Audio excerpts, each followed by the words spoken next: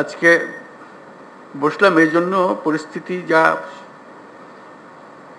পত্রপত্রিকায় দেখছি, মানুষের মধ্যে দেখছি, তো মনে অনেকগুলো প্রশ্ন জেগেছে। সেই প্রশ্নগুলোর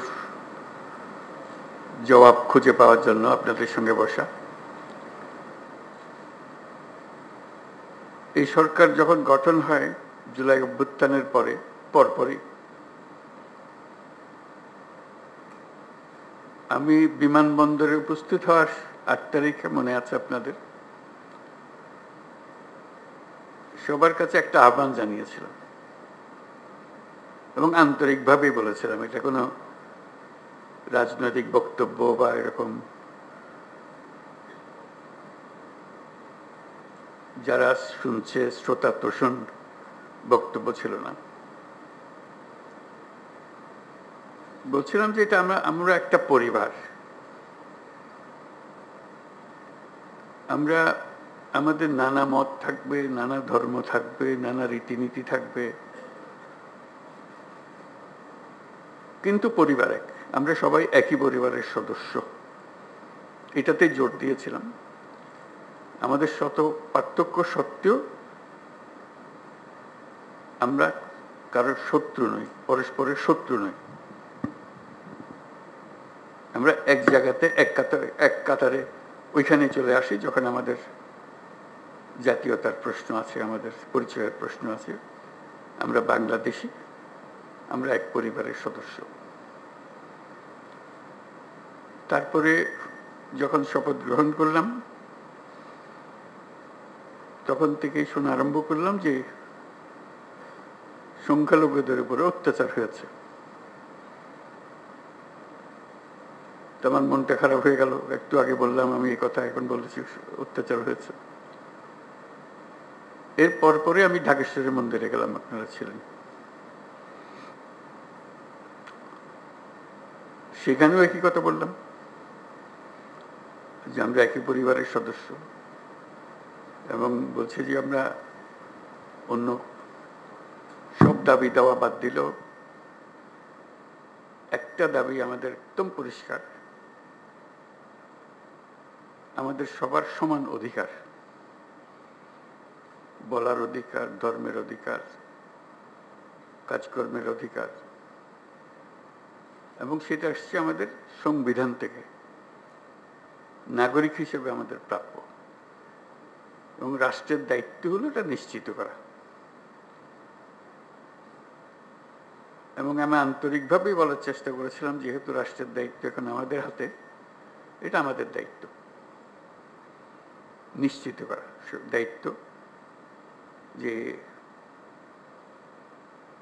সংবিধান নাগরিককে যে দায়িত্ব দিয়েছে সেই দায়িত্বগুলো তার কাছে পৌঁছে দেওয়া, নিশ্চিত করা।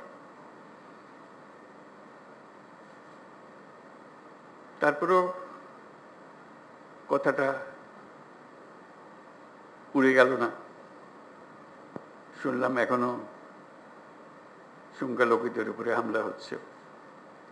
আমি সবাইকে নিয়ে বসলাম, আলাপ করলাম এটা কিভাবে করা যায়, এটার থেকে উদ্ধার পাওয়া যায় কিভাবে। তখন দুর্গাপূজার সময় আসলো, তখন বললাম যে একটা সুযোগ, কারণ এখানে একটা বড় সমস্যা হইতে পারে, যেহেতু এটা পূজার ব্যাপার, আনন্দের ব্যাপার, উৎসবের ব্যাপার, এখানে হামলা হওয়ার সম্ভাবনা আছে। আমাদেরকে নিশ্চিত হতে হবে যে হিন্দু সম্প্রদায়ের উপরে কোনো রকমের হামলা যেন না হয়। আমি খুব খুশি হলাম, সবাই তা খুব সিরিয়াসলি নিল। আপনাদের মনে আছে, খুব উৎসব সহকারে সবাই দুর্গাপূজা করলো। কয়েক হাজার পূজা মণ্ডপ ছিল, সব কিছু খবর হলো সুন্দর হয়েছে। তাঁতিবাজারে একটা ঘটনা হয়েছিল, একটা ককটেল ফাটিয়েছিল একজন, ফাটায়নি, ককটেল মেরেছিল, এটি একমাত্র খবর ছিল। তবু আনন্দিত হয়েছিলাম, নিশ্চিত হয়েছিলাম এই জন্য যে আমরা সবাই একযোগে, এবং সেখানে সবাই যোগদান করেছে। এটা শুধু হিন্দু সম্প্রদায়ের উৎসবের বিষয় ছিল না, এটা পুরা জাতীয় উৎসবে পরিণত হয়েছিল। সবাই উৎসব করেছে, ছেলে মেয়েরা গেছে, বুড়া বুড়িরা গেছে, মুসল্লিরা গেছে, মৌলানারা গেছে, সবাই গেছে, আনন্দ সহকারে করেছে। তারপরে মনে একটু তৃপ্তি পেলাম যে না, একটু তো কাজ করেছে। এখন আবার নতুন কথা, হামলা হচ্ছে, অত্যাচারিত হচ্ছে, এবং বিদেশি গণমাধ্যমে না, এটা প্রচার মাধ্যমে বলবো, প্রচার মাধ্যমে প্রচারিত হচ্ছে যে এটা হচ্ছে। তা আমি খোঁজ নিচ্ছি যে কেন হচ্ছে, কি হচ্ছে। সব দিক থেকে খবর না, হচ্ছে না। ওই যে এক খবর হলো হচ্ছে, আর খবর হলো হচ্ছে না, মাঝখানে একটা ফাঁক থেকে যাচ্ছে। এটা ঠিক না, এটার অবসান হতে হবে। আমাদেরকে যে তথ্য আমরা পাচ্ছি সেই তথ্য ভুল হতে পারে, কাজে তথ্যের উপরে ভরসা করে বসে থাকলে কিছু নাই, এটা অন্ধের মতো বসে থাকার মতো। আমাদেরকে ভেতরে গিয়ে দেখতে হবে প্রকৃত ঘটনাটাকে। তথ্যের মধ্যে গরমিল কেন? তা কি ওরা যা বলছে সেটা মিথ্যা প্রচার, আমরা যা বলছি সেটা মিথ্যা প্রচার? সত্যটা কোথায়? এই সত্য, প্রথম কথা হলো আমাদের লক্ষ্যের মধ্যে কোনো ফারাক নেই, কোনো গোলমাল নাই, এটা আপনাদেরকে নিশ্চিত করা। এবং তথ্যগুলো কিভাবে আমরা পাবো, ঘটনা ঘটছে সেটা আমাদের জানা, প্রকৃত তথ্য। অনেক সময় সরকারি তথ্যের উপরে ভরসা করা যায় না,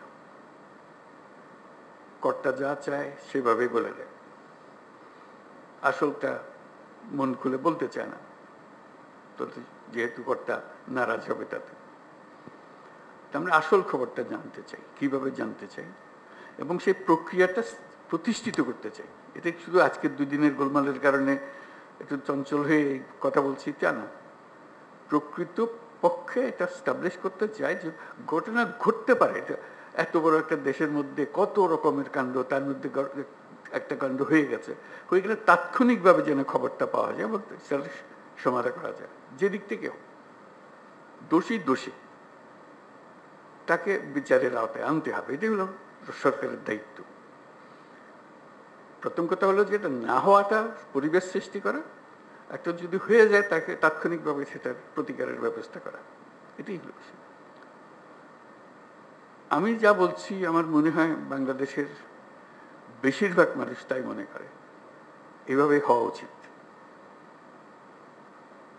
যে আমরা যেহেতু এক পরিবারের মানুষ, কাজে এক পরিবারের মানুষ হিসেবে আমাদের সামগ্রিক দায়িত্বটা যেন আমরা পালন করতে পারি, সেই পারিবারিক দায়িত্বটা আমরা যেন সম্পন্ন করতে পারি।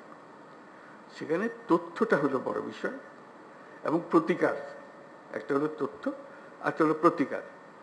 আমি পেলাম তথ্য, প্রতিকার পাচ্ছে না, এটা সমাধান করতে হবে। সমস্যা হয়ে গেলে সেটা সমাধান করতে হবে। সেই সমাধানটা আমরা কিভাবে করবো? আজকের আলোচনা এটা খোলাখুলি আলোচনা, সবাই আলাপ করব। আমাদের লক্ষ্যের মধ্যে কোনো গোলমাল নেই। এখন এই তথ্য প্রবাহটা কিভাবে হবে, দোষীকে কিভাবে ধরতে হবে, যাতে করে অন্যরা মেসেজটা পেয়ে যায় যে এখানে গোলমাল করে সুবিধা হবে না, বিপদে পড়বে, তার পরিবার জেনে যায়, তার প্রতিবেশী জেনে যায় যে সে ধরা পড়ছে, এবং ভবিষ্যতে কেউ উৎসাহিত না হবে।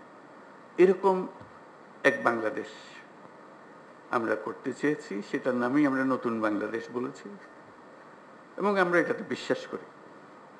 এটা শুধু কথা দিয়ে আপনাদেরকে সন্তুষ্ট করে আজকের মতো বিদায় নিলাম ওরকম না, এটা করতে হবে এবং দ্রুত করতে হবে। এটা ভবিষ্যতে একদিন হবে, এটা কথা বলে লাভ নেই। ভবিষ্যৎ তো আর আমরা কোনদিন দেখবো না, আমরা বর্তমানের মধ্যে আছি, বর্তমানেই করে যেতে হবে যা কিছু। কাজেই সেটাই আপনাদের কাছে আরজ যে খোলাখুলিভাবে আলাপ করবেন বিষয়টা, এবং এই তথ্যটা কিভাবে পাবো, কিভাবে সংগ্রহ করব, কিভাবে নিরাপদে সংগ্রহ করব, যে তথ্য দিচ্ছে সে আবার বিপদে পড়ে না যায়, মুশকিল তো, ওইটাও নিশ্চিত করা। এবং সত্যি প্রকৃত দোষী ব্যক্তি চিহ্নিত হয়েছে এবং সবাই আনন্দিত হয়েছে যে খবরটা ঠিক জায়গাতে পৌঁছেছে, এবং সেই খবরটার একটা প্রতিকার এসছে। শুধু খবর দেওয়া না, খবরের পেছনে এটা প্রতিকারও এসছে। তো সেই বিষয়গুলো আলোচনার জন্য আজকে এসছি, আপনারা খোলাখুলিভাবে আলাপ করবেন। আদিলুর বোধহয় এটা সঞ্চালন করবে, আর উপদেষ্টা আদিলুর। ধন্যবাদ সবাই।